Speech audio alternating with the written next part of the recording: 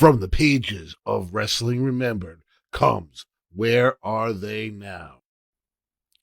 Our own Jimmy Pharaoh. Even though Jimmy's missing in action from the show for the past couple months, his chair is just waiting for his return. Currently, Pharaoh is on break from the show and is soaking up the sun with his love in Florida. Ron Shaw.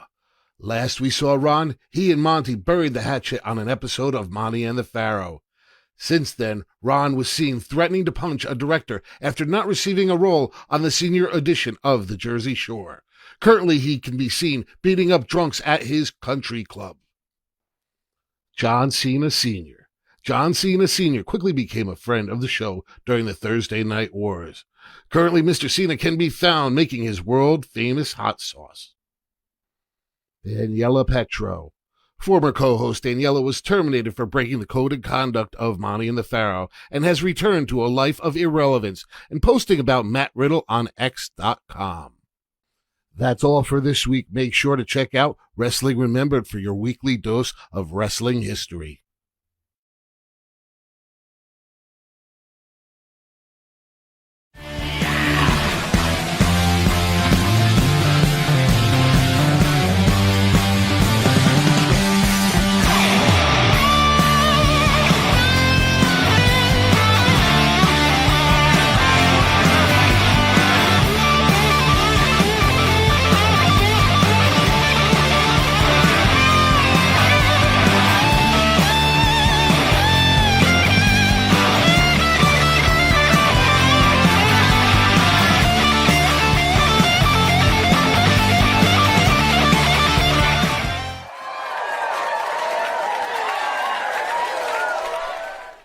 All right, welcome back to Long Island's #1 pro wrestling broadcast, Monte The Pharaoh, only seen here out of Indie Music Studios, out of Ronkonkoma, Long Island.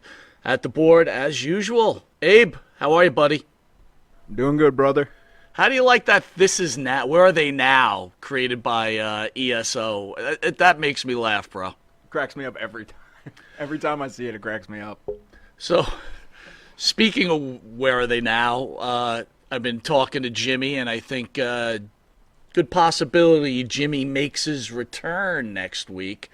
We just got to iron out one last thing. Again, Jimmy's settled down in Florida. He's doing well. He's ready to go. You excited to have Jimmy back? Oh yeah, no, I mean he's definitely well missed. You know, especially after what happened. Yeah, whatever. Yeah, what happened is right. Well, we got our guest, which I'm very excited for, Mr. Keith Elliot Greenberg. Thank you, sir, for joining us today, my friend. Thank you. It's a pleasure to be here. You have finally arrived, my friend. You have finally arrived. So we're going to hit a few news items, go to break, and then we want to talk to you about your life in wrestling. But let's talk about a serious news item. Hamas plot to attack Jews across Europe is foiled by police. A Hamas plot to kill Jews in Europe has been foiled by German and Danish police, who have uncovered the terror group's alarming change and tactics. 3 people were arrested in Germany, 3 in Denmark, and 1 in the Netherlands, with the Danish Prime Minister describing the plot as being serious as it gets. Hamas operatives were under orders to bring a cache of weapons from undisclosed locations into Europe to Berlin to attack Jewish institutions, German prosecutors say. So, Keith, I'm sure with your religious beliefs, what's going on in the world? I was raised Jewish. Okay. I don't follow the Jewish religion, and I probably, since I came on here to speak about wrestling, should kind of keep the topic closer to wrestling. I hear you. There are a lot of subtleties and nuances in this conversation, and it's not really what I mentally researched before I came on the air. Well, can I ask you not about this particular subject, but just the state of the world? We're close to the same age. Do you feel things are slipping a bit and we need to recover as a society in whole? I always remember there being a lot of chaos in the world. I mean, I grew up during the time of the Vietnam War, and I lived through Watergate. And, obviously, the last few years, presidential politics have been extremely polarized, and it's divided families. And, that's a shame because I think people lost sight of good qualities that their loved ones had, putting their political differences in front of everything. I don't know if it was ever more orderly. Sometimes people romanticize what the world was like when they were younger, and I remember a lot of turmoil when I was younger as well. Obviously, we all want the world. Wouldn't the world be a perfect place if the biggest dispute that people were battling over was AEW or WWE? Well, yeah, I guess so. Very good, Keith. Very good.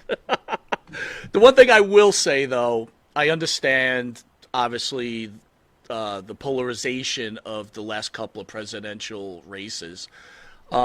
Maybe I could say on a good thing, more people are involved now in the politics in the country where I think maybe people maybe not have paid so much attention to it. Yeah, that may be so. I'm hoping that people are not just made cynical by it and they just divorce themselves from the process. I mean, we're a democracy, and it's important for everybody to be involved and contribute what they feel they should. Now, do you think with social media today, you brought up AEW, WWE, do you think that today's society just wants to fight over things, though? It's become more easy with social media? Yeah, it's funny. I was just watching the Where Are They Now segment, which was very funny. And, Thank you. It's very clever. And, you guys, that's well written. It's well thought out, and it deserves to be on this forum. In this age of social media, all you need is an account, and you can go on these rants, and it gives you a certain amount of power. When I was in around 8th grade, these kids I knew bought this transmitter where they could get on the radio. I mean, they would only be they would be all the way at the end of the dial, and the broadcast would only go about 3 or 4 blocks. But we felt we had this power because we could go on the radio, even though no one was listening, and rant about things. Now everybody has that power. And sometimes sometimes valuable ideas are exchanged, and sometimes a lot of nonsense gets thrown out there. And a lot of times people just want to be part of something, so they argue. And I don't know if it's always productive. Most of the time, it doesn't seem like it is, although I don't want to dismiss the times when you might learn something from social media. And I do learn things from social media. Well said again. Let me ask you this. Being an expert, and you're an expert in so many fields, man, like we were talking a little before the show, how thick your resume is with so many things. Does it, I'm not going to say bother, but like a guy like me, right, or my partner, Jimmy, just fans of wrestling that were able to like start a podcast or a television broadcast and then become popular, but really not be in the industry. Does that kind of like, because at some point you were in this wrestling world, it was that microcosm of just you guys, and you guys were just part of it. Does it bother you that fans like us can now start to infiltrate the industry? No, I think it's great, actually. And realize I was one of those guys. I was not a wrestler. I was not an athlete. I was a wrestling fan. And I used the one thing I could do, which was write, to worm my way in there. And I wasn't really embraced at first because I was an outsider. And so, it's a big community. And I've said this many times on other interviews. Professional wrestling is the one community where if you love it, it finds a way to love you back. Maybe you become a podcaster. Maybe you sell merch. Maybe you work on the ring crew. But somehow you can find a place for yourself here. And I generally find that, and you know this because you have, a lot of names come on this show. When you're contributing something, regardless of how big or small that is, many people from the industry appreciate it. All right, I'm going to give you another news item, much lighter though. Need you to weigh on this one. Thank you. $2 million winning lottery tickets spent 4 months in a oblivious winner's truck. Every so often, I will stop, this is the person speaking, stop by an instant ticket after work, the player said about 4 months ago. I bought this money ticket but did not see any winnings on it when I scratched it. So I threw it in the center console with some other non-winning tickets. The man said the ticket remained in his truck for 4 months. About a week ago, his wife gave him a few tickets to take to the store and check, so I grabbed the tickets in my center console to double check. When I scanned the money ticket, I got a message to file the claim in the lottery office, the player recalled. The man said the message spurred him to give a ticket another look. He went back to his truck to look at the ticket and realized it was number 13 and then revealed a $2 million sign. What do you think of that? Pretty cool. I mean, I don't know how much, usually like there's a bodega around here in Brooklyn where I live. And I see these people just lined up playing, lottery tickets, playing lotto every day. And I talked to the two Palestinian guys who own the bodega, and they say, oh, these people, they might win $600, but the last 2 months they've spent $900 to, so they're still at a loss of, $200. I guess it's pretty hard to blow $2 million on lottery tickets. So I guess this guy actually managed to turn a profit, which makes him the exception rather than the rule. So good for him. Yeah, good. So you mentioned vices. What is Keith Elliot Greenberg's vice? Watching wrestling. Yeah, that's a vice, all right. Talk to anyone I've ever been in a romantic relationship with, and they will certainly all concur that wrestling at times interfered with my attention to other things. Wow. So like you're on a date or something like that, and then wrestling came on, you're like, look, honey, I got to drop you off? Now that you bring that up, I remember I was at WrestleMania 34, and I went on one of those dating sites, and I met this woman for drinks, like in the afternoon. And then the Hall of Fame was that night. And we said, I'll meet you after the Hall of Fame. And so now we're supposed to have a date. And I remember the Hall of Fame was going on much longer than I expected it to. So at a certain stage, she's texting me, and I cut out of the Hall of Fame because I didn't want to just blow off the date. And I go to this bar, and she's running late, but I'm watching the Hall of Fame on my phone. And Jeff Jarrett was being inducted, and I was really into it. And then suddenly I feel, a hand tap me on the back. And it's this woman who's all dolled up and she looks great sitting behind me. And my first thought was like, shit, now I'm going to miss Jeff Jarrett's induction. Oh, my God. Well, if I may add, my first marriage, my wife wanted to get married on, I believe, WrestleMania 6, Hogan Warrior. And then we had our honeymoon. I was in the military at the time.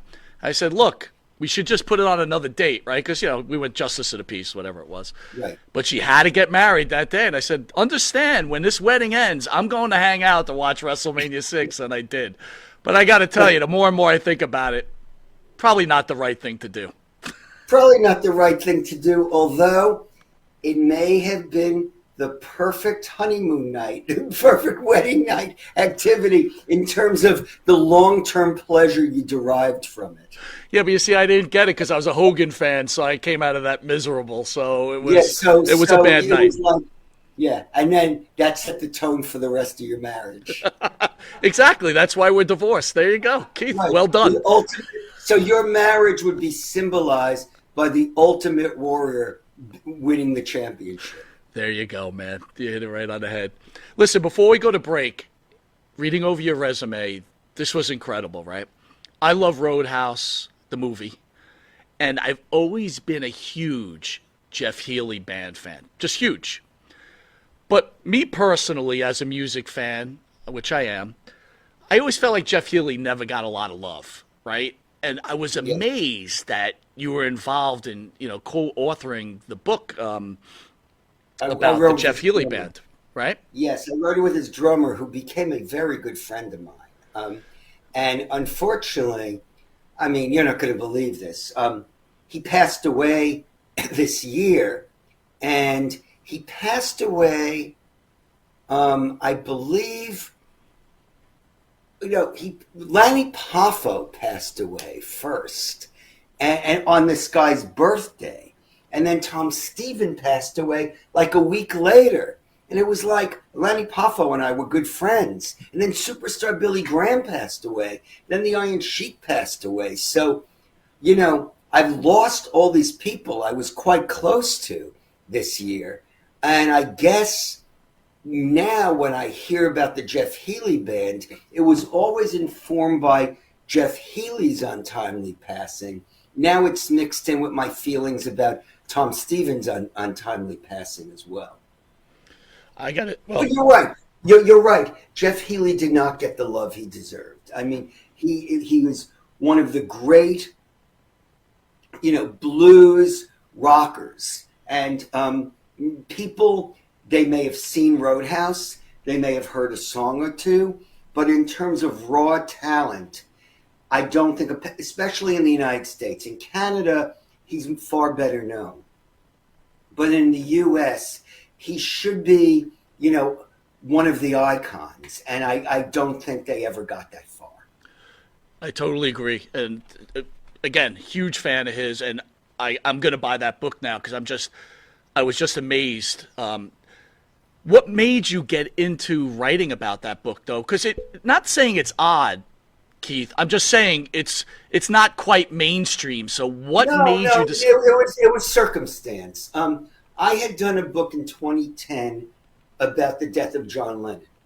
And Tom Steven, the drummer from the Jeff Healey band, had read that book. And he asked around, and it turns out we had three degrees of separation. We were removed from each other.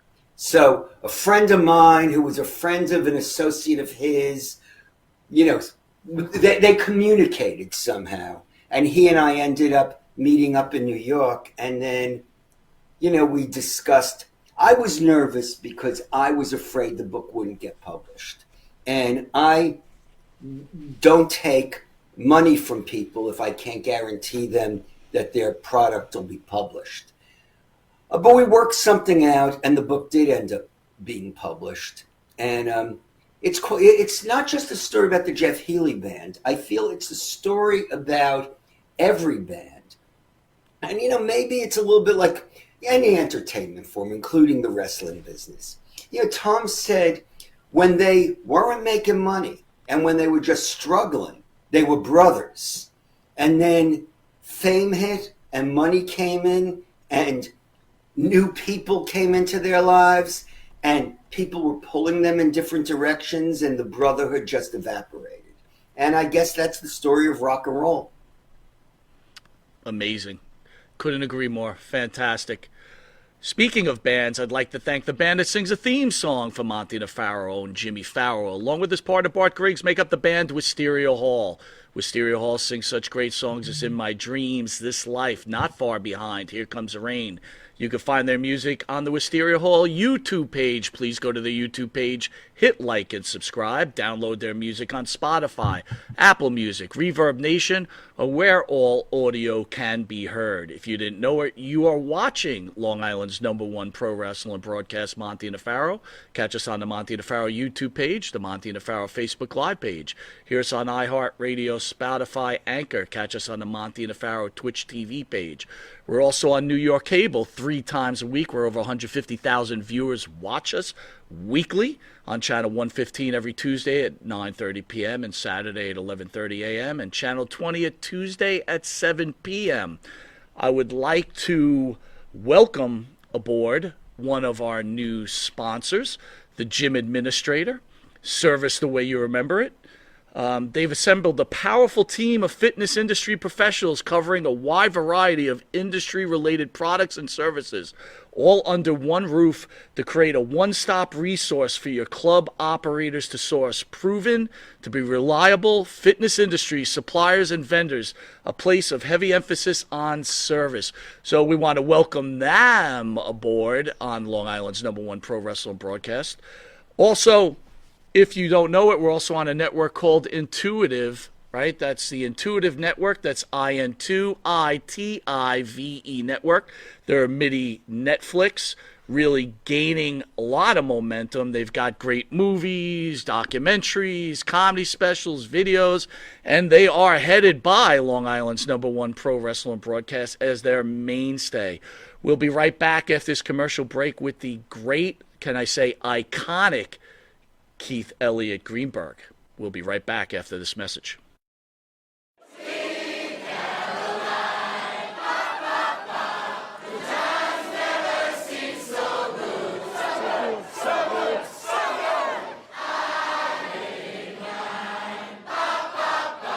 Sir?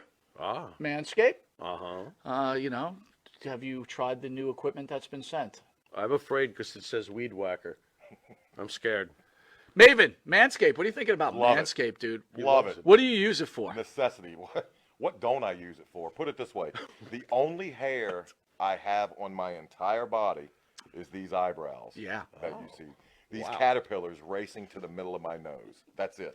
That is it. That's all I have. And that's all I want. That's the So big- Manscaped is a must. We were talking before the show. There's nothing worse than just hair. Yeah. Right? Hair on a woman, hair on a man. It's just bad. Absolutely. And it's the one thing that the older I get, it starts growing more in unwanted areas. Absolutely. I hate it. I'm going to ask you a question. Uh-oh. Just going to go out there. Oh, boy. Go for it. You're doing a deed. Yes. Again, I don't want you to have to admit this because we, as men, we try not to admit this. But if you're going to Oh, go I do know the deed where- on a woman, I know where would you he's rather going. have her be hairless or a little hair, racing stripe, or Racing stripe. full retro bush? Well, Racing stripe. Retro Bush is out. Yes, thank you. Retro Bush is out. Yeah. I don't mind a small, well manicured landing strip. Every now and then, if it's completely, and I'm talking like baby's ass bald, then I start. Where is that pedophilia line?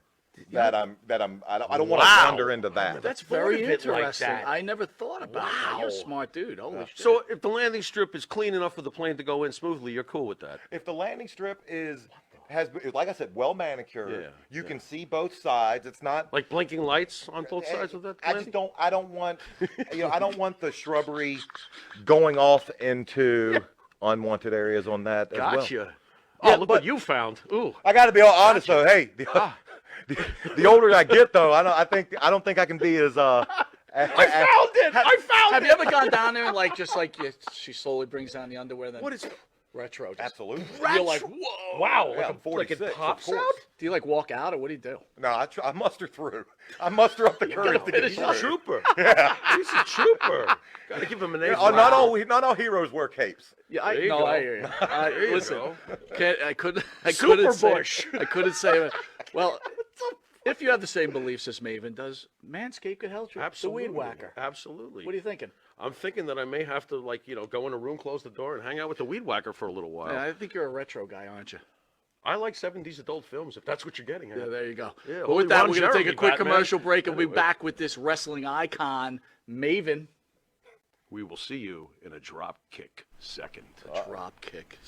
All right, welcome back to Long Island's #1 pro wrestling broadcast, Monte The Pharaoh, where we have the icon, Keith Elliot Greenberg. Sir, thank you for joining the show and taking your time out of your busy life. And that was quite an amusing little commercial that you had on.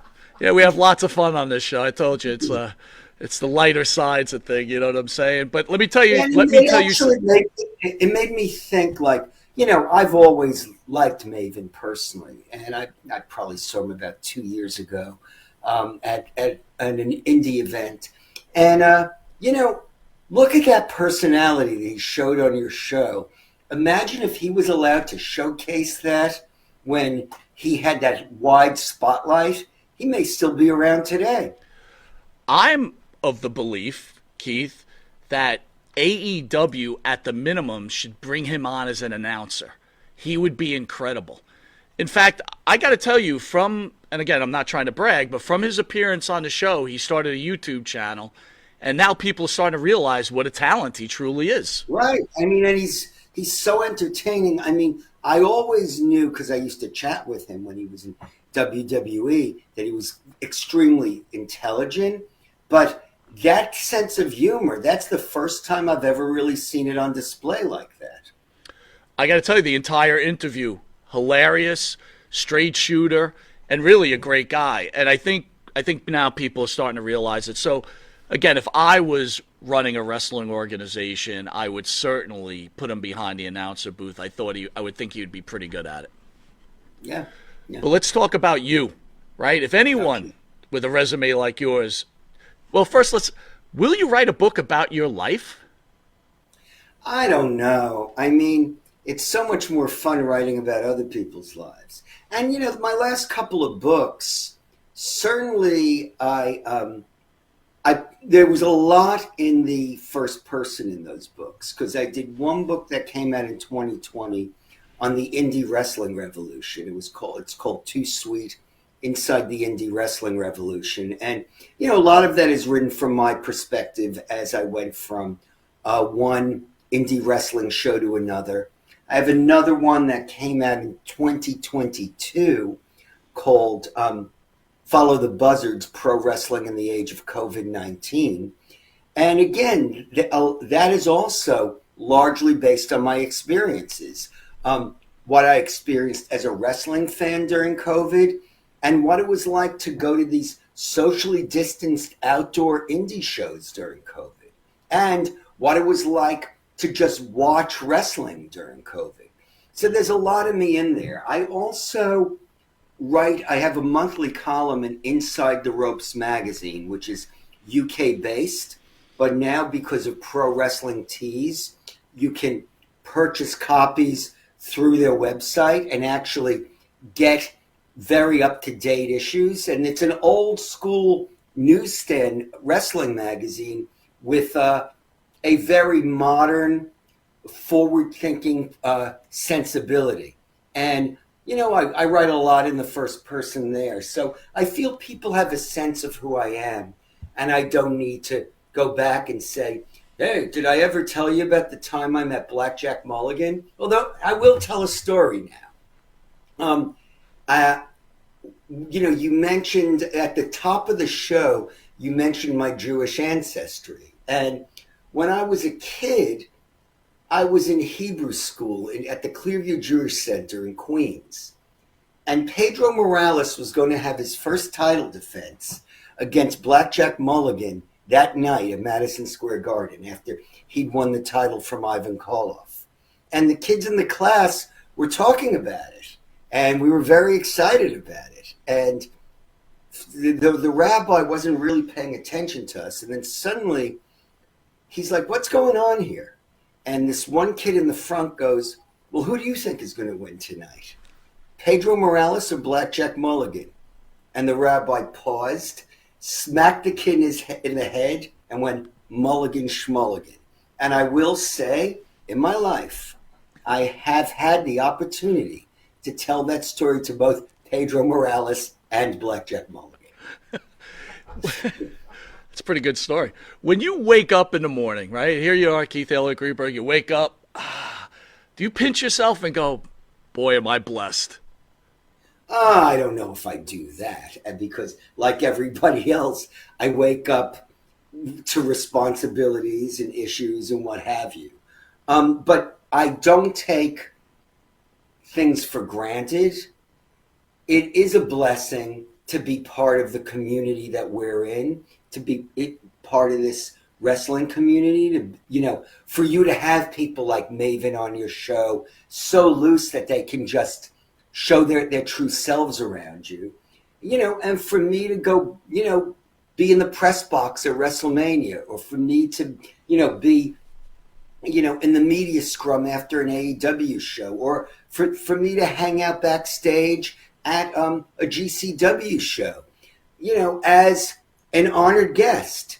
That is a blessing, and I do take it seriously. I don't assume it's due me. I do feel it's the result of a lot of hard work and more goodwill, and I am grateful for that. So let's talk about the forming of yourself as a child. Can you tell me a little bit about your mom and dad and growing up, and your mom and dad, what they meant to you? Well, my mother and father, again, I did not come from an educated family, but my mother was a wrestling fan, and my father's parents were wrestling fans. So that certainly had an influence on me. It was a different era. I was born in 1959. I grew up in the 1960s in New York City. And, in those days, men would smack their kids around if they didn't like how they were behaving. My friend Groove, he didn't have a father. And if his mother wanted to hit him, they'd be in a store and she would just shout to a random man in the store, grab my kid and drag him over here. I want to smack him. So, that was how I grew up. Some people think it was better back then, that kids had discipline and order. I remember there being a lot of chaos and disorder, so I don't think, smacking around your kids necessarily instilled discipline in them. My parents were decent people. I think they meant well. They were always on my side. And even when I became a writer when I was young, I came from a family where no one was a writer or no one was an artist. No one made money through the arts. But my parents never told me I couldn't do it. They kind of felt, all right, we think you might know what you're doing here. And so I am, I'm grateful for that too. When did you decide to become a writer? Like, how does that happen? I wanted to become a cartoonist when I was a kid. And I took some art classes, and I didn't really have the discipline. I could draw, I could entertain my friends, but I didn't really have the discipline to draw things to scale. And writing came a lot easier to me. And, I didn't even take the writing that seriously. And then at a certain point, I had a talk with my father, and he said, well, you're not going to be an artist. You're not good. He goes, I'm a better artist than you. And he goes, and you're not going to be a businessman because, you're not a financial guy. And, you're probably not going to take the civil service test. So I'd say you should probably just become a writer because you could probably do that. And it was practical advice. Wow. What I find amazing, and it does seem to go hand in hand, wrestling and music. It seems like if you're a fan of one, you're a fan of the other. Again, being a fan of music is wide open, but it just seems they go together. There's a lot of alternative sensibilities that go together. My oldest kid, Dylan Mars Greenberg, who is a filmmaker, is associated with Troma. Do you know Troma Entertainment? I do Troma not. Films? I do not. But, they do a lot of horror comedy. And when I go to Troma events, a large proportion of those people are also wrestling fans. And that doesn't shock me, that people who are going to see, slasher films and horror comedy films and, thrash metal would also enjoy wrestling. And for that matter, hip hop as well. Absolutely. Well, let me ask you this. What was the first band or the first song that you heard that turned you on to loving music? Well, I was close to 5 years old when the Beatles came to America. So I'm sure there was music I liked before then, but I had older cousins. But I think it was seeing the Beatles on the Ed Sullivan Show, as corny as that sounds, that really did have a major impact on my life and on the lives of everybody I knew. And, and then I was fascinated by the British invasion because, every week it seemed there was a new band that would be on one of these shows like Hullabaloo, or Shindig. And so, the Rolling Stones came by, and the Who came to America. And so, there was pretty easy music to become a fan of at that age. I asked my partner Jimmy, who is also a fantastic musician, hypothetical world, if he had to choose between wrestling and music, which one would he go? So I ask you, Mr. Greenberg, if you had... It would be wrestling. It would be wrestling. It would still be wrestling. It'd still be wrestling, even though I love music. Yeah, look, and I've also made a living from wrestling. I've written so many wrestling books. I'm writing another wrestling book. I write for a wrestling magazine. I would be lost without having wrestling in my life. But I'm not lost. I'm whole because of wrestling in my life. So you mentioned the Beatles. You wrote a book the day John Lennon died. What made you write that book? Well, now that's okay. Again, my friend Mike Edison was the editor of Backbeat Books. And Mike Edison is an author who has also written about wrestling, by the way. But he was the editor of Backbeat Books. He discussed it with me. And I was 21 when John Lennon was killed. And I remember what I felt, and I remember what the city was feeling. And so I wrote it from a very New York-centric point of view. What was going on in John Lennon's life, what was going on in the city at that time, and how all these people were impacted.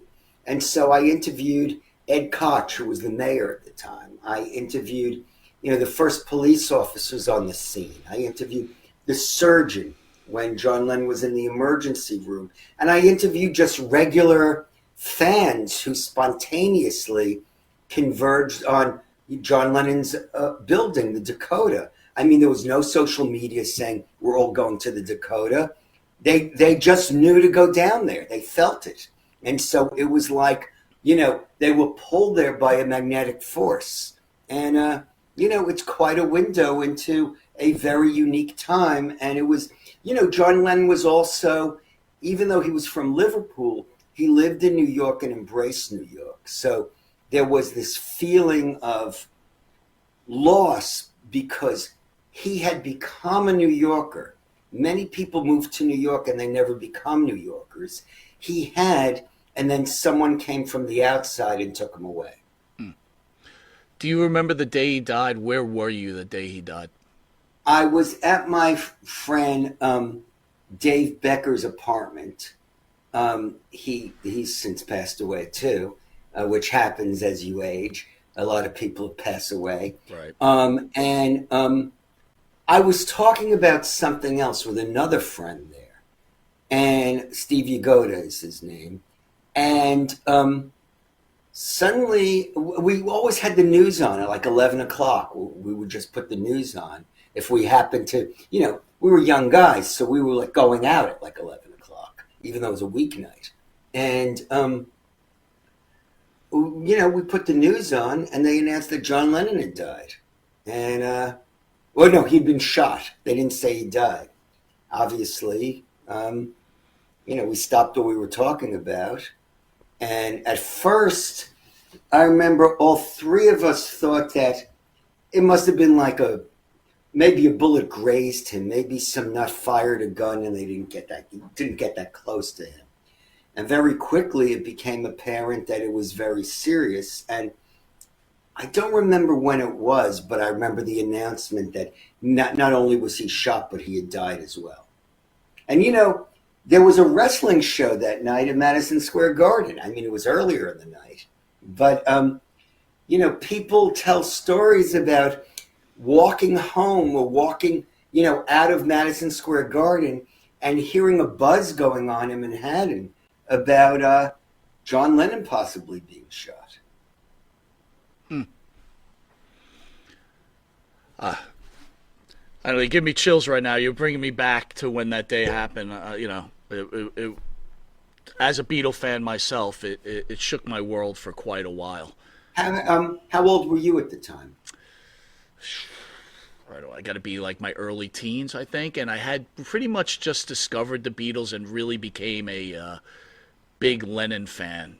And Mm. I could remember I was in my room, and I think it was Howard Cosell on was it Monday Night Football, I think, Yes, right? Monday Night Football. Yeah, he Yes. announced that John Lennon had passed, and I could hear it from my parents because my father was watching football in his bedroom, and I could hear it, and I was like, I was in shock. Clearly, I wasn't that as involved with the Beatles because I was like new to it, but it definitely shocked my world. I know my partner Jimmy, it shocked his world, but we've grown up on Long Island. You're an actual true New Yorker, so I could imagine it being a lot worse, right? Well, because we felt, and look, I was from Queens, but it was still the five boroughs, and I certainly felt that that he was part of the fabric of the city, my city, and so I do think there was that kind of personal tie to it. And like I told you, that was the first, that was the first time I really fell in love with music was when I saw the Beatles on the Ed Sullivan Show. The first movie I ever asked my mother to take me to was A Hard Day's Night. Yeah. So it was already very personal. Wow. Let's push it to wrestling a little bit.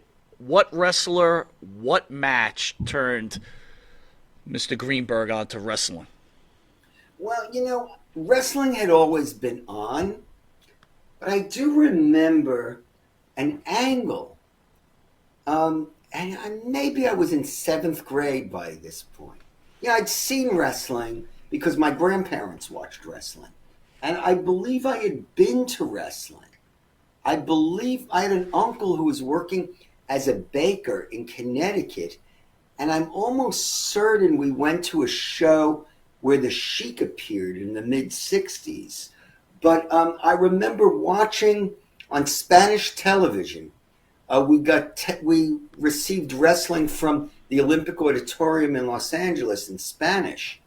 And there was an angle where Freddie Blassie was attacked and bloodied up by the great Goliath. And I should have known better because I was old enough to start figuring out that, it was predetermined. But in my mind, it felt so emotional and so real that I just felt I can never miss a week of this again. Wow. You're a great writer, obviously, and you know so much about wrestling. Was there ever a point where any federation came up to you and said, "Hey, we'd like you to write our scripts for us," or was there No, ever I any never talks? wanted to do that. I mean, look, I wrote for the WWE magazines for 22 years and was very happy to do so. I've co-written 2 versions of the WWE Encyclopedia of Sports Entertainment. So I've done business with, several federations, but I never wanted to be on that side. And one of the reasons, I don't think I'm a nonfiction writer. I'm not a fiction writer.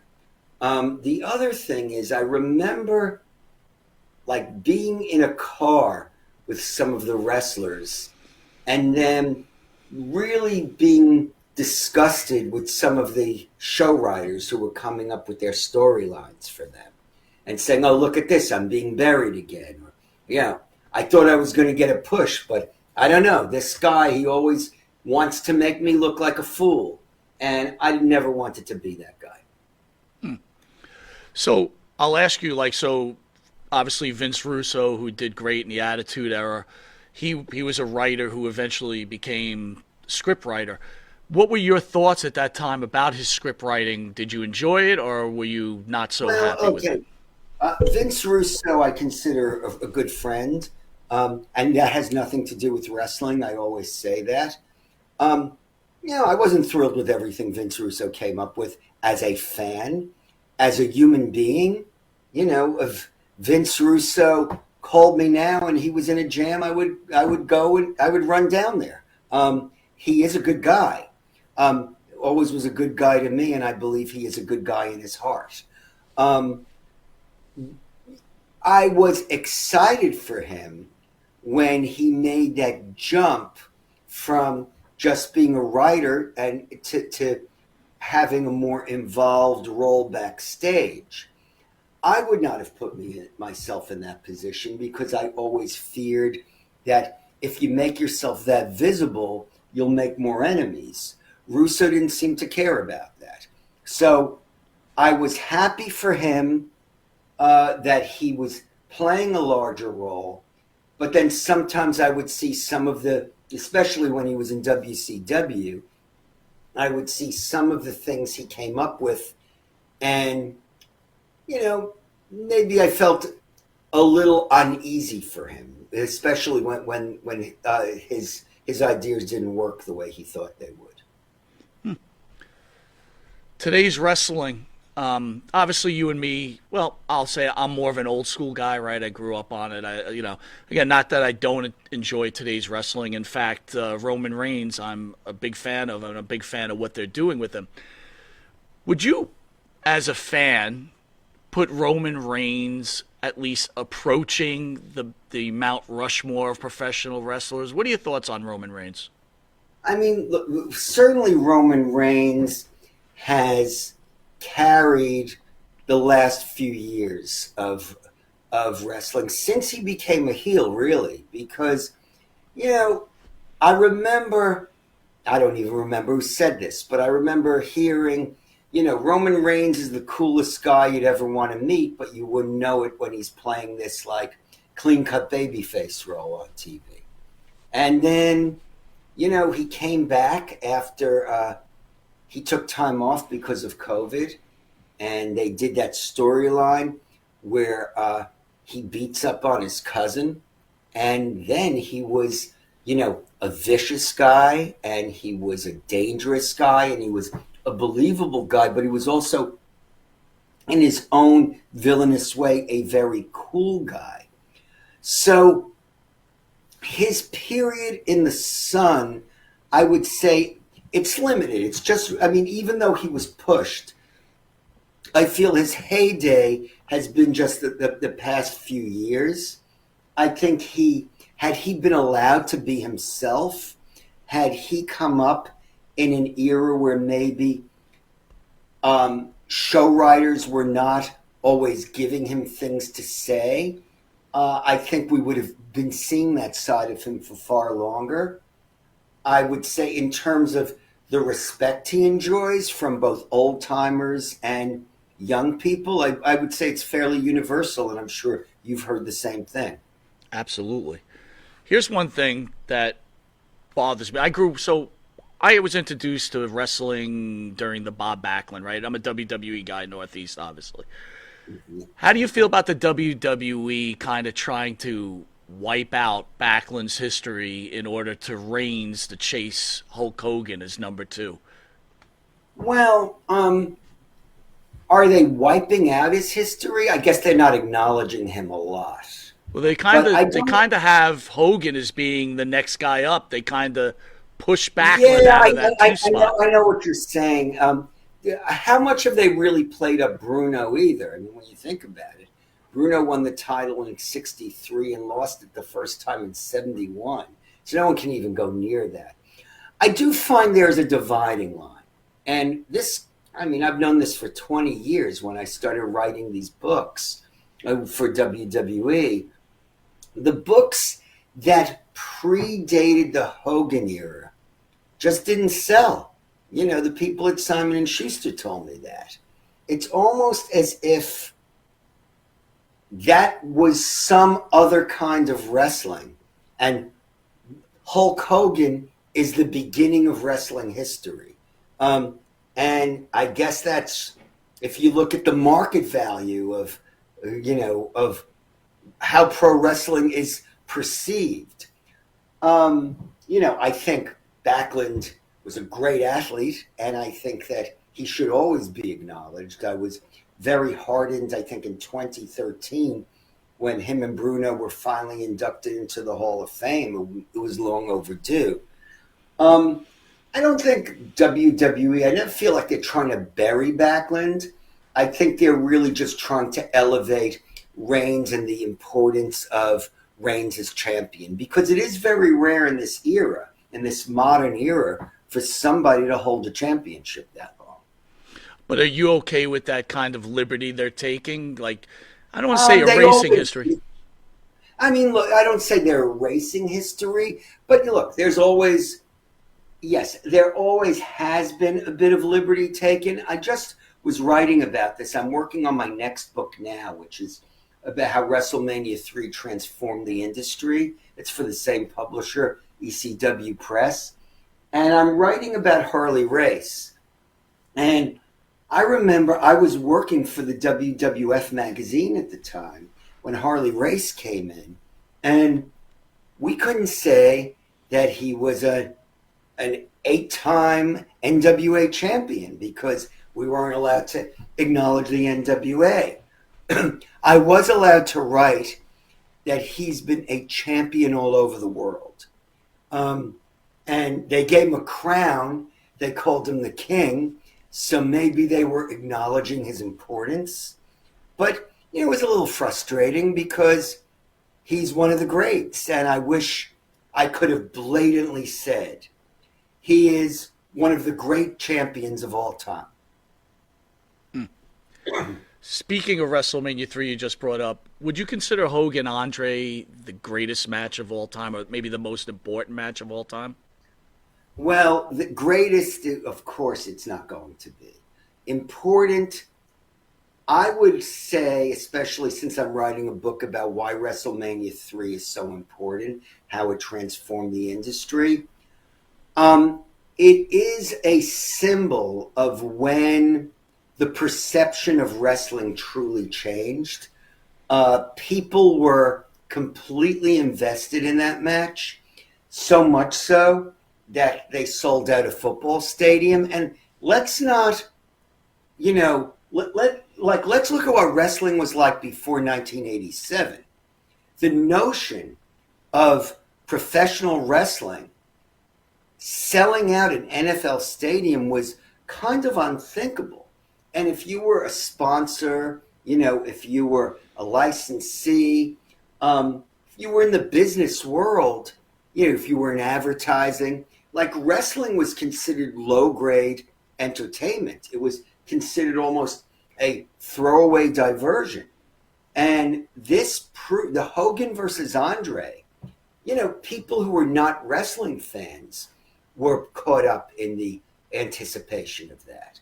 And now I go to WrestleMania and people fly in from all over the world. And it's not just WWE.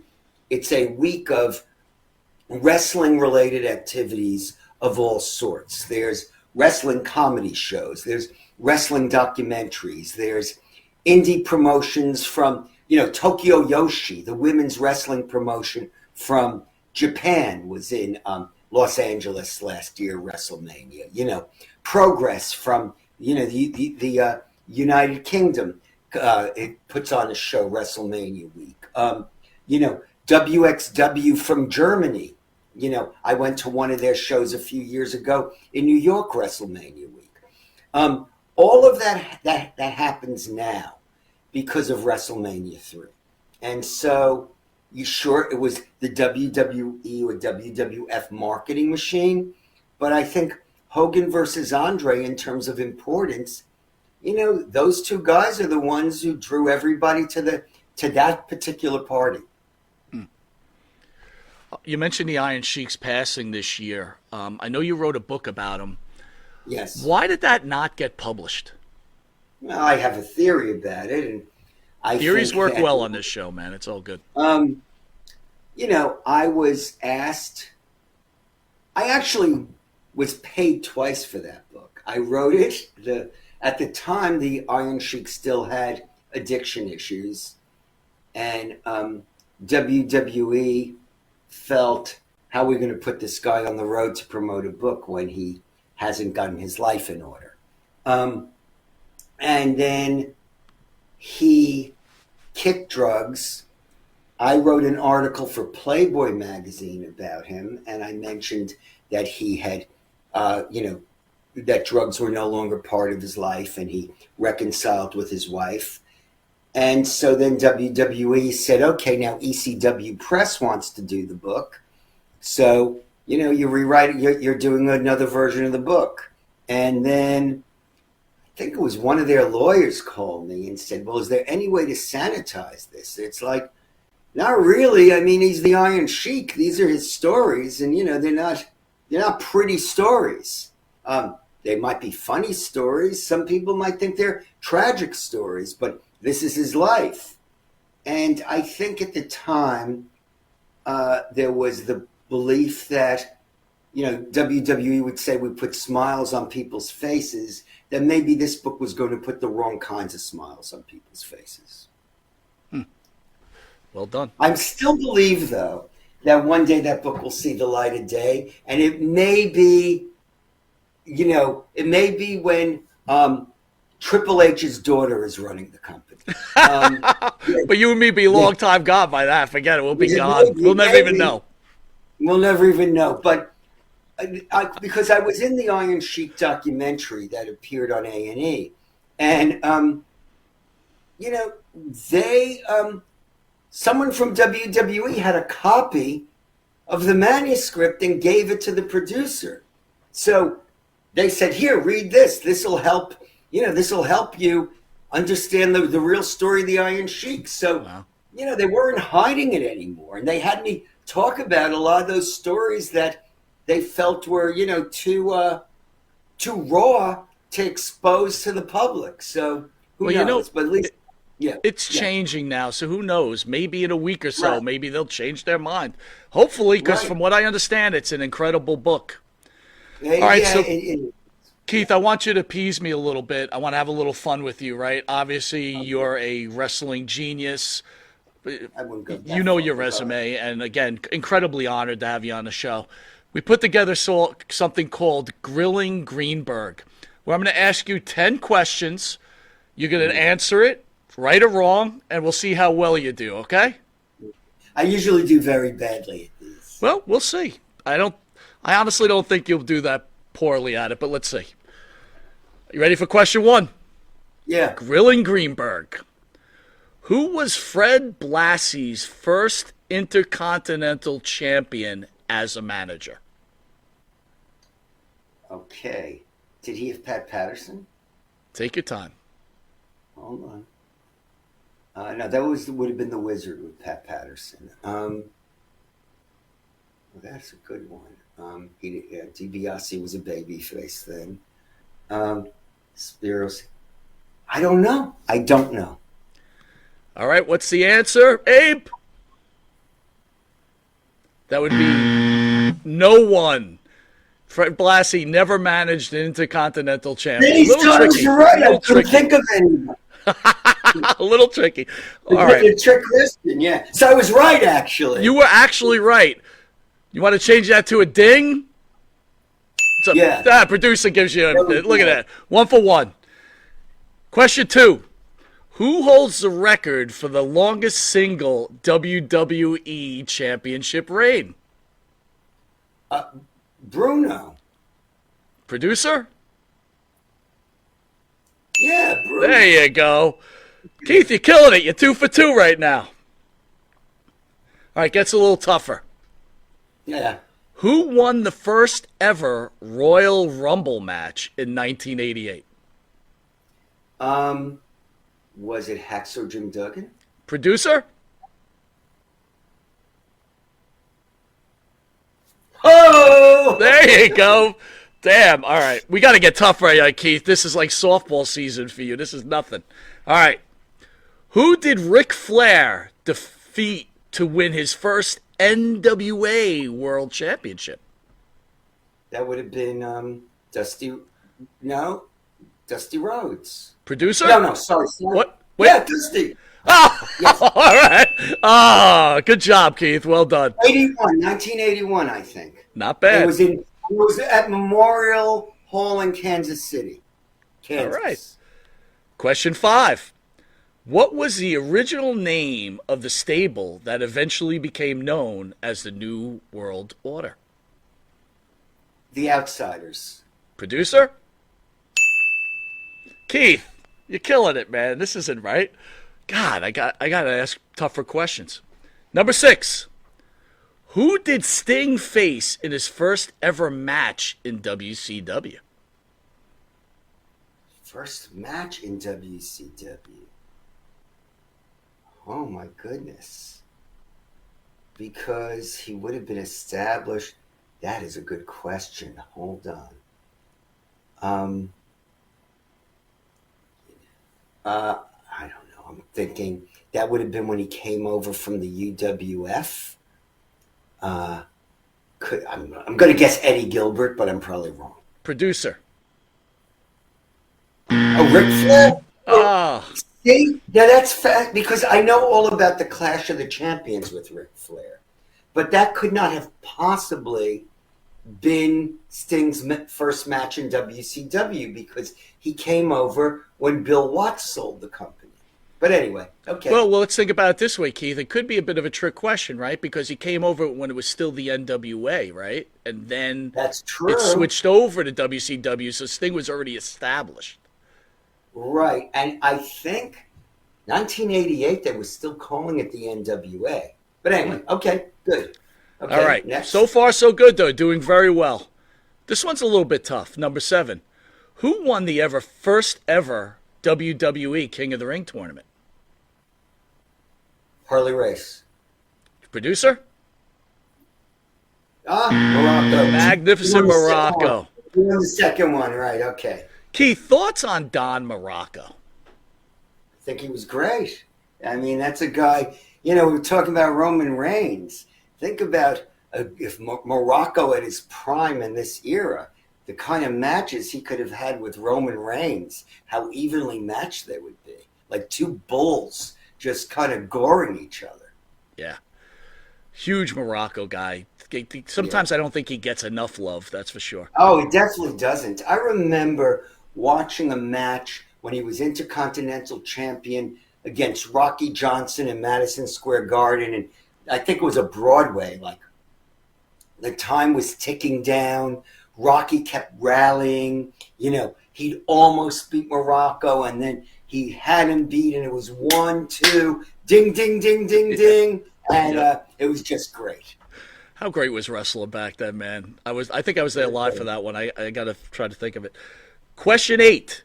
Who was the longest reigning WWE Divas champion? Divas champion. Divas champion was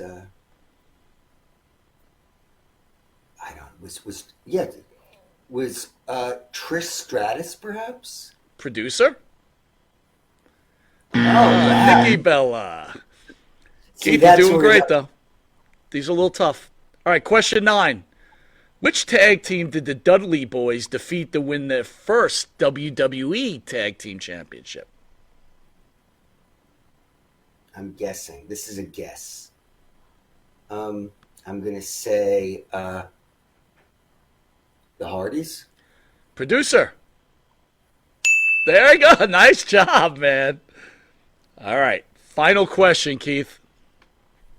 Who was the first wrestler to win the WWE Triple Crown? That's a WWE Championship, Intercontinental title, and Tag Team title. The first ever. Bret Hart. You want to check that? Oh, Pedro Morales. That's right. And now you're right. Pedro Morales was the tag team champion with Bob Backlund. That is won correct. in 1980 Shea Stadium, at right? And they had to immediately relinquish the titles. Now that was, even though I got a bunch of them wrong, that was really fun. You did excellent, and I thank you for joining and being such a good sport. And Keith, we're almost out of time. I really, as a wrestling fan, I want to say this before you go. I want to thank you for what you've done for the industry and what you've done for wrestling fans from all over the world. In a society in itself where negativity is mainstream now, or seems to be the flavor, you come on whenever you're on these documentaries, whenever you're on these shows, you always bring a positive nature. And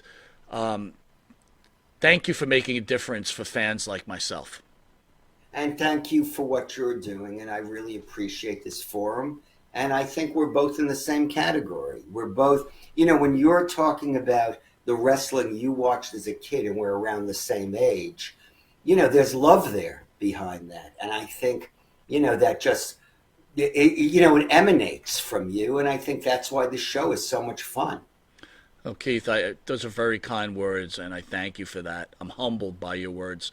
Keith, I have to ask you this one final question. I am putting you on the spot. We talked about my first wife and what I did, my wedding. How often did wrestling interfere with your romantic life? It still does. For a while there was a bar in Brooklyn called DDT. They've since relocated to Las Vegas. They're reopening early in 2024. And if I was having a first date with someone, I would usually just tell them, come meet me at DDT. So the attitude was, well, if they're running late or they don't show up, then I can just watch wrestling. Unfortunately, sometimes they would show up, and I was so immersed in the wrestling, I prioritized that over the first date. So I would say that wrestling seems to overshadow everything. Was there a point where a girl would go up to you like, oh, hi, Keith. Are you Keith? And were you like, no, I'm not, but thank you? No, I didn't think that. But there was one time when a woman met me there, and she, so we were hanging out, and there was and the main event came on as she was leaving. So I kissed her goodbye, and she was walking out the door, and I said, oh, this is the main event? I'm like, oh, good. Thank God she left. And I got a text from her. I heard that. That's great. Keith, I want to thank you again. I'm wishing you happy holidays. And again, Happy you're an holidays icon. to you. God bless. Okay. It's a pleasure, man. Thank you so much. Thank you. The great Keith Elliot Greenberg, everyone. Man, I love that guy. All right, guys, I want to thank you for joining us this Thursday. He's a fantastic guest. What an icon.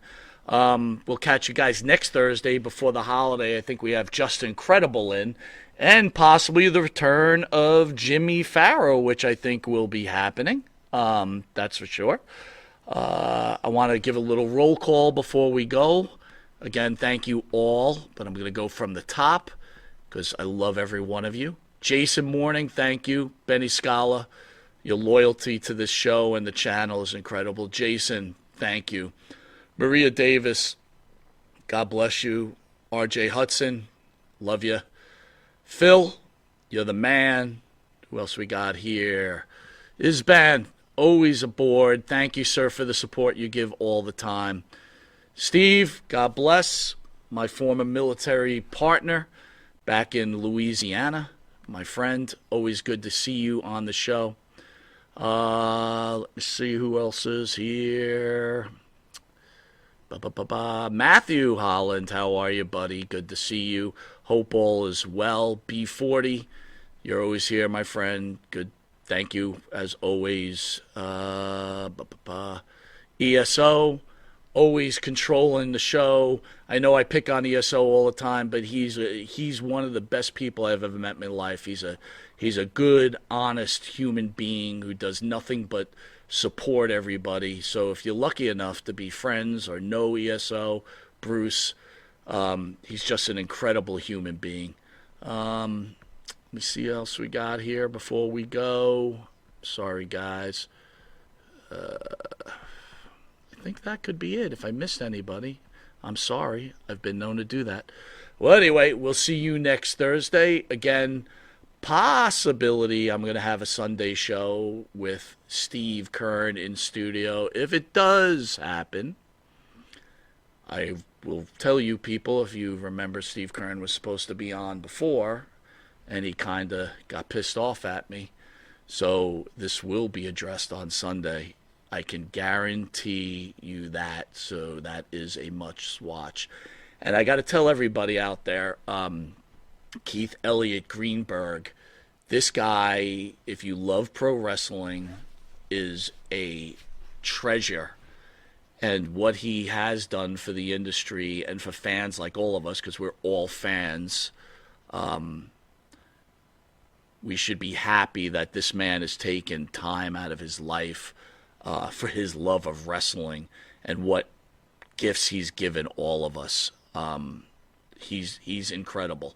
So it was an honor to have him on the show, and I'm so glad he took the time out. And he did great.